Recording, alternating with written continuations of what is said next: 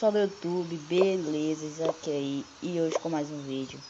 Bem galera, hoje eu vou ensinar pra vocês como fazer um lavute com muita defesa, gente. Esse lavute aqui, eu tava pensando, eu falei, carai, por que eu não faço a porra de um vídeo mostrando uns...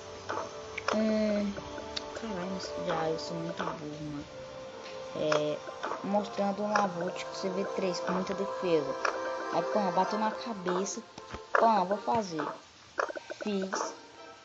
Tô fazendo agora. E foi isso que deu, galera. E foi muito rápido. Eu pensei rápido. Falei, cara, esse vídeo aqui não vai demorar muito não. Foi pouco demorado, vocês estão vendo. Foi bem pouco demorado.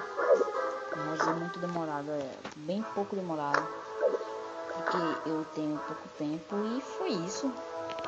Meu vídeo, galera, se vocês gostaram, dá um like aí no vídeo, favorite.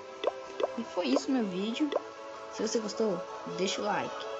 Um abraço do Isaac e fui!